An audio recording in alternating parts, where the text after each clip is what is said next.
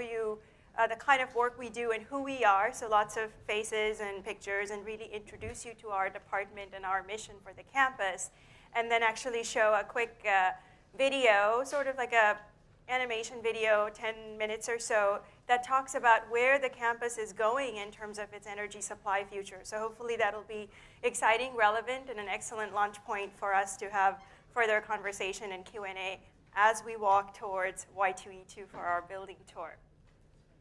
So about 4 years ago, President Hennessy and Provost Etchemendy and their leadership committee really decided that sustainability needed a strong presence at Stanford, the campus, not just Stanford, the academic institution, and put a laser focus on all the initiatives that were already underway, but weren't necessarily being talked about in terms of sustainability. So the campus has had energy efficiency programs and metering in all its buildings, energy conservation, renewable energy projects and pilots, but we weren't quite calling them sustainability. So as sustainability exploded in the scene and became what it is today, as something that speaks to the triple bottom line of economy, environment, and equity, it became very important to the university to really focus on that subject and give it a name.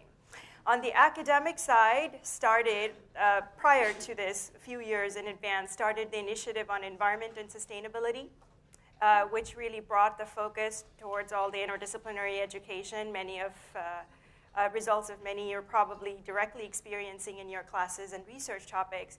And then on the operations side, it got labeled Sustainable Stanford.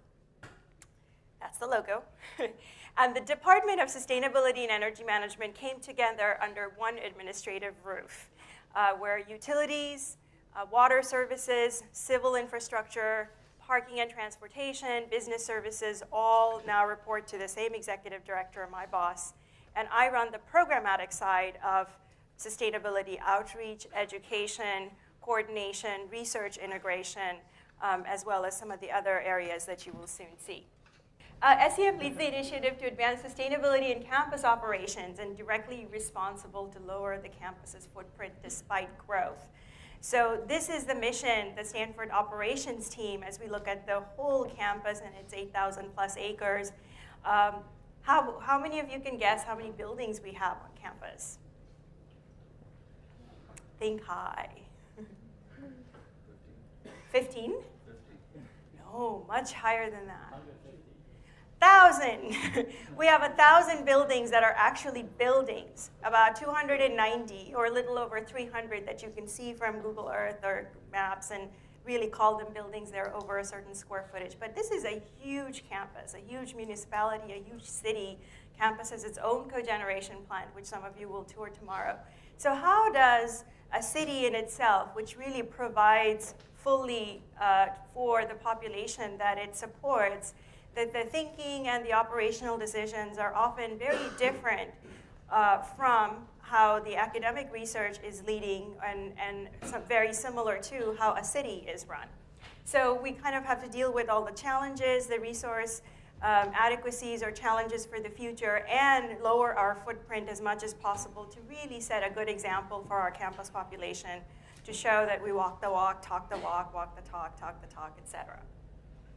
So the key programs are those that we talked about, and the Office of Sustainability sort of weaves in and out of each of these programs. We provide support in all sorts of levels, and we're going to get to that. As I talk about what we do, there might be nuggets about what interests you, and that's what I'm hoping would stay with this presentation so we can have a conversation later, or you guys can contact us if any of this match your interest, your research interest for the university.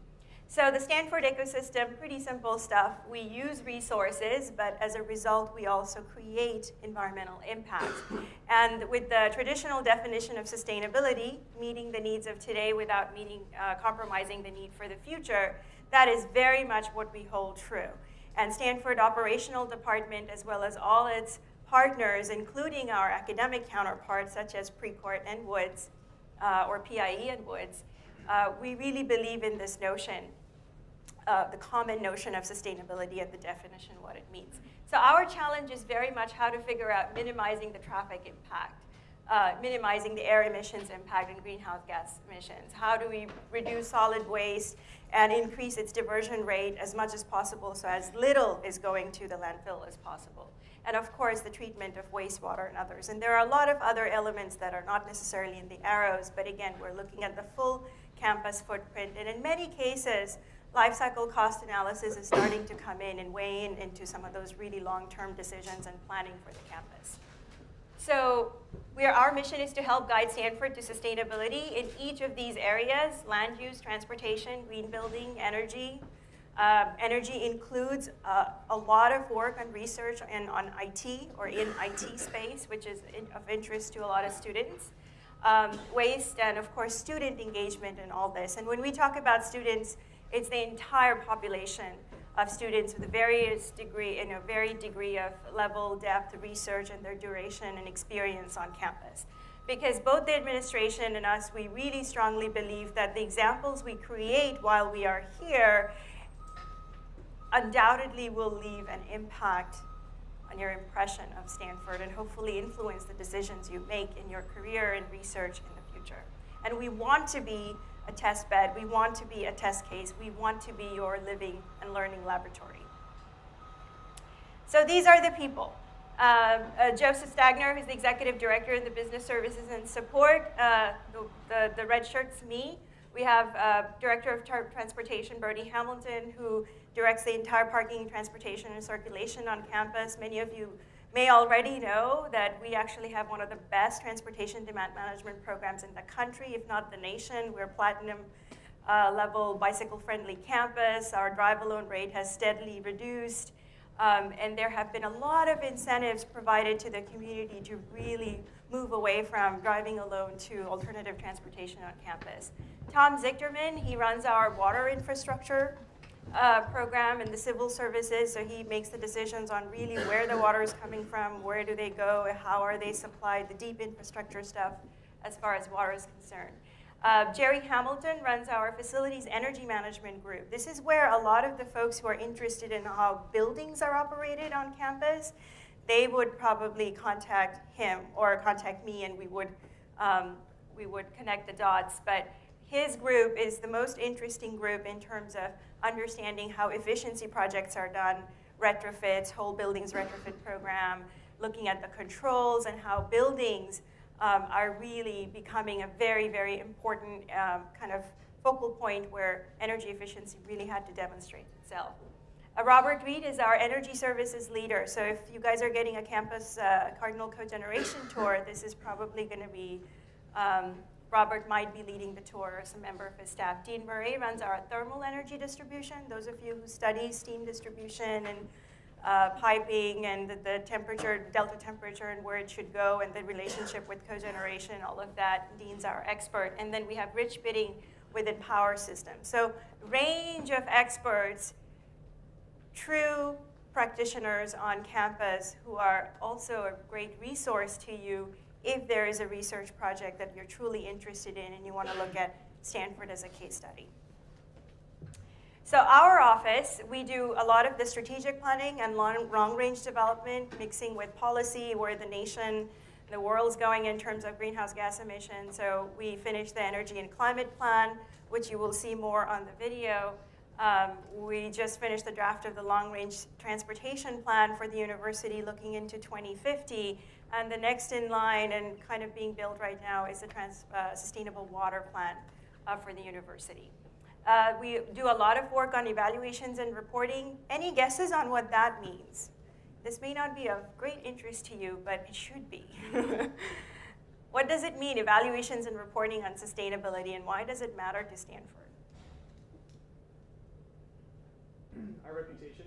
Yes. So we get ranked, and we get ranked viciously, and Stanford's a competitor, and we like to win, right? So one of the reasons why we paid more and more attention to evaluations and reporting is not just to really understand how our metrics are performing against our own benchmarks and baselines and goals, but where does it stand compared to our peer institutions, whom we do compete with academically as well as in prestige and in setting standards for the rest of the country and the world. So Stanford ranks pretty well if any of you follow the ranking. We do well in terms of how sustainable the campus is. 5th in the Sierra Club ranking, 2nd in Newsweek's recent ranking that came out. And these are pretty difficult ranks to accomplish because they really look at all aspects of sustainability, not just energy. Communication and education, this is where we're reaching out to campus and really providing a case study opportunity for students who are interested, for faculty who are interested to do joint collaboration, which happen all the time, and of course for staff. You know, so many people care about sustainability on campus, yet on a day-to-day, there may not be opportunities for people to realize what the other department is doing. So it's our job to connect the dots in a big way, a small way, whichever way that brings synergy and collaboration. Academic integration is where we actually teach a class in the winter quarter called Greening Buildings and Behavior.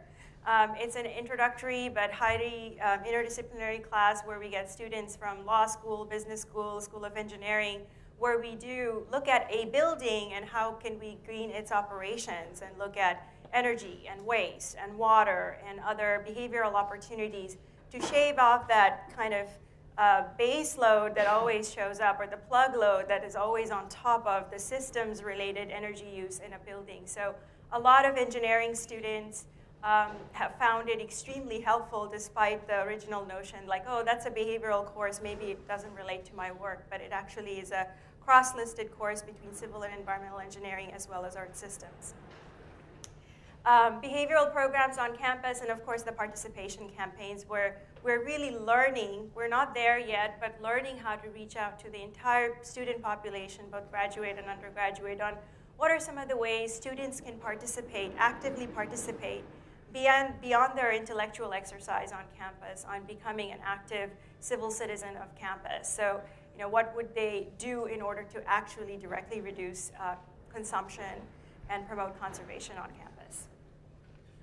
Oh, and that's us. Jiffy is here. Hi, Jiffy. She's a grad student of Stanford, so there's a good example for you, hint, hint. And Heather Benz is one of our interns from the undergraduate population. Finance and administration, they do all the budget and management services to center business management. Those who are interested to learn how the business of utility runs, that's a good group to do internships with. And that's who they are.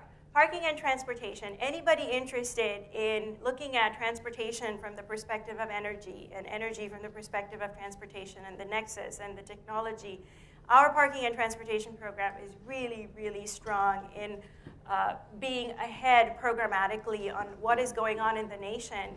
And there's a lot of room in terms of looking at technology, you know, the battery technology, or really bringing in what type of vehicles could be a good alternative to the kind of vehicles that are on campus today. So that kind of energy-related research are very valuable, and we're always looking for student input. And this is our drive alone rate, that through all these programmatic improvements as well as collaboration with the academic side, successfully have driven the drive alone rate on campus. That's a big group. That's a big group, and they've been, the PNT program got started about a good 8 years ago. The provost started this, and it was very important for the campus to really get its traffic under control. Utility services, water and energy, our total utility bill is about $72 million. Does that surprise you? No?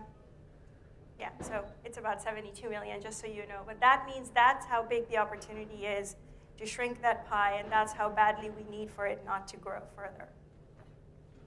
Water services, they do water conservation, systems engineering, management and planning, environmental quality, roads, bridges, dams, water systems operations, you name it. The campus really has a sample of each of the civil infrastructure you can think of anywhere. We have some form of it on campus because of the size. So it's a good test bed and study opportunity. Our entire campus map, and it kind of shows where we are getting water through groundwater wells versus domestic water wells. Again, water is of interest to many of you coming in from energy because of the energy-water nexus. We get water from various different systems. So those who study hydrology, they find it very interesting on how Stanford's water system, which is mostly gravitational, is set up, which is set up really well. those are the water folks. So if you already work with any of them and you recognize, then you're already well connected. Facilities energy management. This is the group that works on building energy efficiency. They work on both how to improve the efficiency of existing buildings as well as how to convert some of those best practices and pass on to the new buildings that are coming on campus. So the new building standards on campus are pretty high. It's about 30% more energy efficient compared to ASHRAE code and 25% more water efficient compared to buildings of its type on campus. And those of you familiar with LEED, that's about LEED Gold equivalent. Looking at the new Science and Engineering Quad, which we will tour in a bit, as well as the new Graduate School of Business, you can really see that some of those practices are really being put in place and hopefully more in the future. So these are the group. We have Jerry Hamilton, Susan Kulakowski, Scott Gould. That's probably a name that most graduate students end up knowing about, and I bet some of you here know. He does a lot of the work on the renewable research. This is a great group to really hook up with. And Joyce Dickerson, who focuses on sustainable IT virtualization of servers, IT technology, energy efficiency, et cetera. And there's the whole controls team. I don't mean to create the impression that there's a group of people just waiting for work because it's a very small team compared to the hundreds of buildings of campus that support. But the important point here is that Stanford's one of those universities, rare universities, that actually pay attention enough to have specialized teams like that. And they are a resource to you if you are studying at that level. Early campus power, this is just a preamble to the cogen, no coal smoke. But 1889, there was the first powerhouse, and that's your original quad. I think Hoover Tower is being constructed or something. But that was the early source of power on campus, and today we have the cogeneration plant in place since 1886 or 85, I forget. But when most people were still on coal, Stanford moved to cogeneration around the same time as Berkeley and some of the other campuses adopted cogeneration in the Bay Area, but we are one of the early adopters of cogeneration. And now moving beyond cogeneration when a lot of the universities are just starting to get into cogeneration. So this has raised a lot of questions and controversy and an interesting thing for you to ponder maybe after you watch the video. Energy services team. Thermal energy distribution, again, just the whole system study and how the temperatures and the distributions are maintained on campus. The thermal team on campus, real people doing the real work on campus. One thing that will strike you about working with the operations staff is everybody in the team really love what they do, and they have a deep sense of commitment towards the campus, which can be very heartening and a practical experience for many of the graduate students to experience. The power systems team, they provide reliable, cost-effective system, and they have their own logo. This is the huge the electric service area for campus, and the map is very similar to sort of where we have. Our cogeneration's actually oversized. The excess power that the campus doesn't use go back to PG&E. They have a high voltage shop, the folks who pay attention to everything that's going on. So with that, there is an initiative. The artist formerly known as the Energy and Climate Plan, which is now being called CESI, Central Energy Systems Improvement, up for the final round of Board of Trustees approval this October, and the main tool for the campus to reduce its greenhouse gas emissions. So keep your fingers crossed, and let's talk right after the video. Thanks for your attention.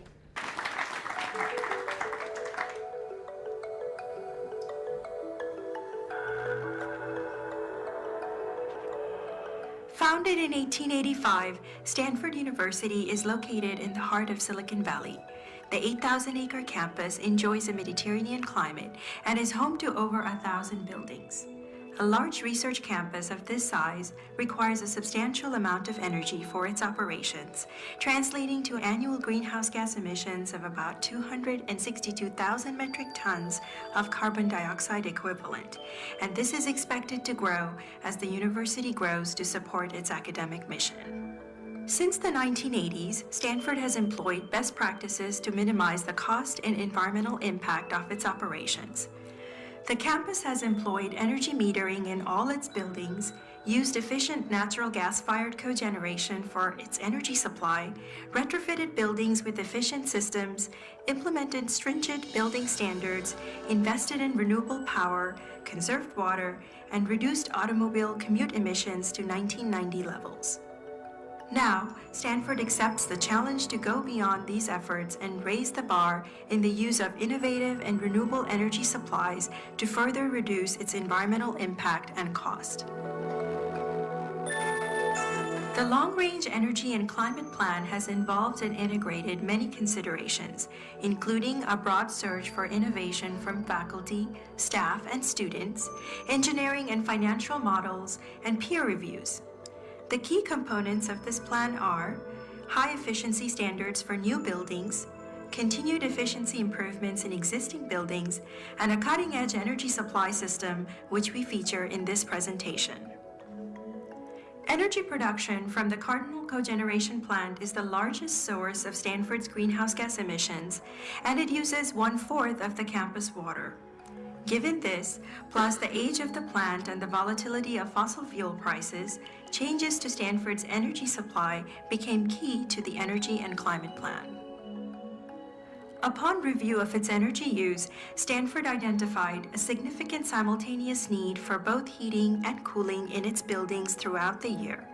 The campus discovered the opportunity to recover most of the heat normally discharged from the cooling system and use it to meet much of the campus heating loads. This not only saves energy and lowers operating costs, but also significantly reduces greenhouse gas emissions and water use. Hence, the plan proposes to incorporate heat recovery as a key feature in Stanford's long-term energy system. Let us watch an animation explaining how heat recovery can be a more efficient source of energy for Stanford. With cogeneration, natural gas is used to produce electricity and steam for building power and heat. Some of this electricity and steam is also used to make chilled water to cool the buildings. Electricity, steam, and chilled water from the cogeneration unit at the Central Energy Facility are transported across campus to buildings via underground cables and pipelines, and spent steam or condensate and chilled water are returned back to the Central Energy Facility for reprocessing.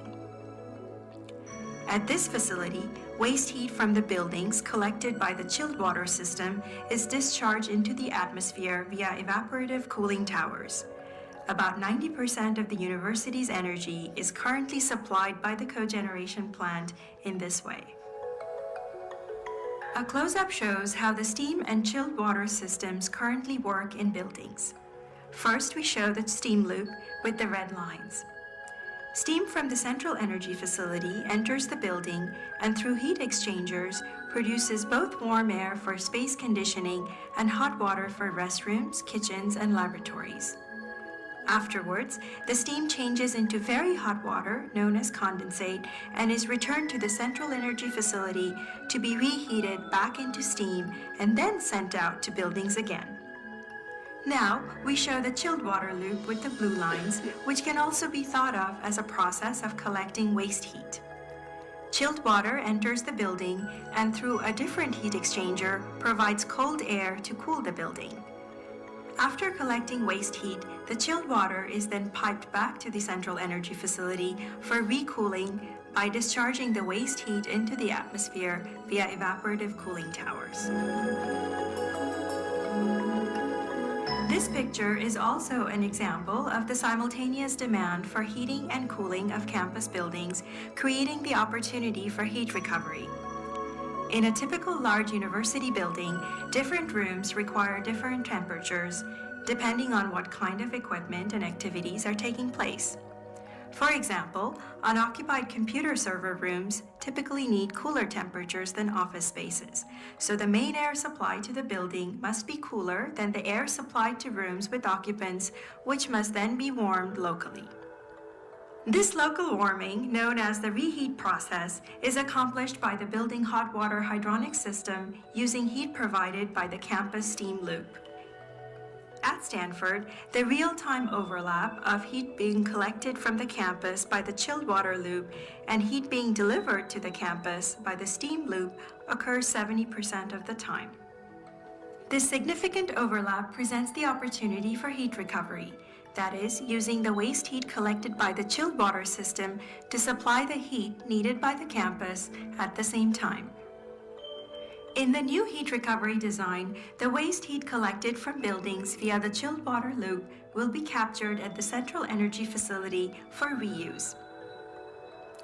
This will eliminate the use of conventional chillers to discharge waste heat out of cooling towers by 70%. Instead, heat recovery chillers will be used to move the waste heat collected from the chilled water loop to a new hot water loop.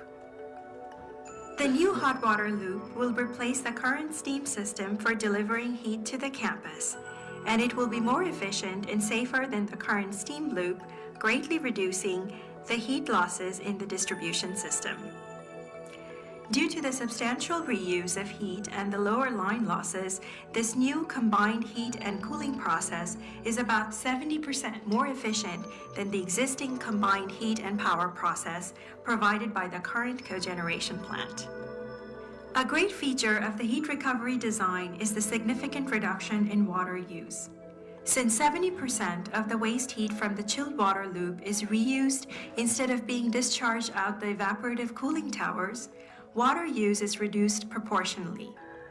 At Stanford, about 1/4 of our total freshwater supply is currently used in the cooling process, and this can be mostly eliminated with heat recovery. Converting the campus to heat recovery and hot water distribution, along with other system improvements, will require a significant investment. While the heat recovery approach has a modestly higher upfront cost than a conventional approach, it will pay Stanford back the extra capital investment many times over in coming decades, while significantly improving the environmental sustainability of Stanford. The Stanford Energy and Climate Plan is a balanced approach of constructing high-performance buildings, improving efficiency in existing buildings, and a new energy supply system, which we featured in this presentation. Today, 90% of our greenhouse gas emissions come from the cogeneration plant, which uses 25% of the campus water supply. With the new heat recovery plant, the campus will utilize 70% of the waste heat previously expelled from the cooling towers, use 18% less water, and reduce greenhouse gas emissions well below 1990 levels by 2020. Just as Stanford's move to cogeneration 25 years ago represented a major shift in campus energy technology for the better, the heat recovery scheme represents a significant step forward to a more efficient and sustainable technology. The Energy and Climate Plan is yet another demonstration of Stanford's institutional commitment to sustainability and the legacy of adept business investment in research and action. For more information, visit us at sustainable.stanford.edu/climate_action. Thank you.